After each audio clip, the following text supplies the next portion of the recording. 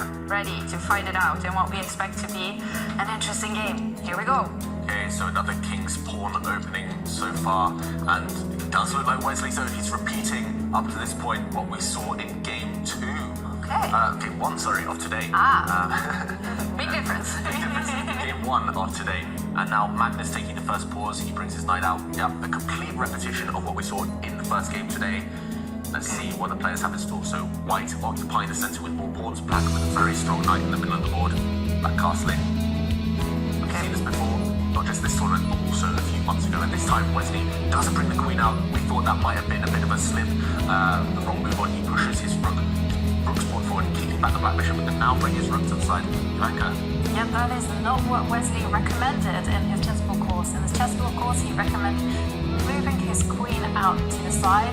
And this is a new move. Completely new move. Between these two, at least, between Wesley and Magnus. And there we see Magnus, look at his face. He's slightly annoyed maybe that he hasn't looked at this one, because he will have come prepared for White's other moves. The other main move in the position that almost everyone in the world plays is just to bring the white queen out of the eye line of Black's bishop. Instead, Wesley has got the first surprise in, and we see Magnus do what he did in game 1. Burn lots of time on the clock, trying to get them to the bottom of this. It was a risky strategy, it paid off eventually in that game, but Magnus this time, he cannot deal with this surprise in such a fashion, I feel. This time, as I said it earlier as well, maybe the secret to beating Magnus is to put pressure on the clock, and this time Magnus just needs to react. That white move with the rook, yes, it's a nice move, yes, it improves the white rook in defense, white's knight as well, but it doesn't necessarily change the nature of the position, so maybe Magnus can try and adopt some similar plans, and probably Do you think that he will have, with his coach Peter Heine, will have looked at this after the first game, expected that this opening would come again? You would have expected this opening, but not that last move. Not that last move. I mean, just checking my database, I can see that there aren't too many games. Unsurprisingly, only 6 games. The highest rated player playing this with the white pieces is actually Jordan van Forest, who earlier participated in the tour. Now, Black's response has varied. It has been like moving the knight that is there on the left side of the board, moving it backwards, just out of the eye line of the bishop. Another move that has been played is to sidestep the king into the corner, and finally the last one is knight takes knight. So those are the 3 moves that have been played before. Now, funnily enough, White actually has a really good score from this. 4 points to 2. Okay, so historically White doing quite well from this position. We do notice the evaluation bar doesn't really necessarily approve of White's position, but that's why Wesley, that's why some of the top players are so good at opening preparation. They know when not to trust the computer. They don't just click and follow the computer's top bit on the clock. He doesn't look too happy, but it's still very tense, still a lot of life left in this position. Yeah, I mean, one of the things about Magnus, and also I would say Hikaru Nakamura, is they're very emotional chess players. I mean, I've been reading a lot of books. Yeah, visually, definitely. And they're very expressive, and they seem to succumb to their emotion. But I do remember when they measured Magnus's heart rate. It was a real constant, like 105 or something like that. But I think the reason Magnus and maybe Hikaru as well, they're able to keep their heart rate so stable is because they show their emotions, they get them out quickly, and then they're able to readjust and keep calm after that. They get the emotions out immediately. A lot of the players, myself included, I try to keep a poker face, but inside my emotions are going up and down and all over the place. So maybe sometimes it's just better to get those emotions out rather than locking them in. And okay, I mean, we love to watch Magnus Nakamura, we love to watch all these top players with their emotions, but inside they are ice cold. They're calculating, they're trying to work things out. And Magnus, he looks like he's reset now, just trying to figure out how to reply, how to set Wesley some problems in converting his extra pawn.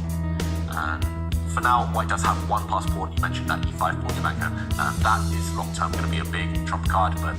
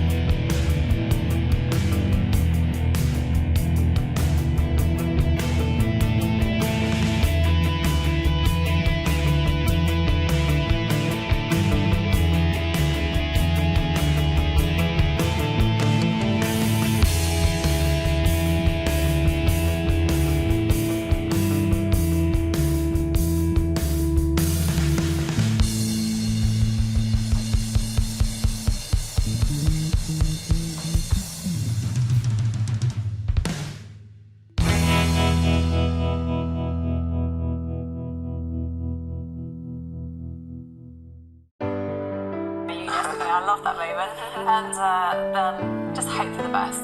Yeah, Magnus has to hope for the best now because it's looking, the board situation, looking extremely difficult. That last move, okay, Black just shuffles his king to the corner. That feels slow. I was about to say White's last move was genius. I thought it was impossible, but Wesley found it, and now Magnus putting his king in the corner of the board wants to stop Wesley pushing forward. I think Wesley is going to keep pushing his pawns. That F pawn, as we mentioned, that is going to do the work.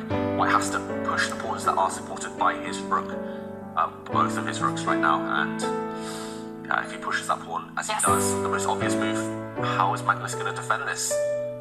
I don't see a way. Miracle, David. Yeah, with a miracle indeed. We do see a trade of pawns there. There's a big issue in the position. White's about to win a rook. He can check with his queen, giving up his queen temporarily. Magnus just resigns. Black about to lose a rook. Oh, look how frustrated he is. Magnus Carlsen was up by 1 point. If he had won this game, it would be over. He would be the winner of the first match, but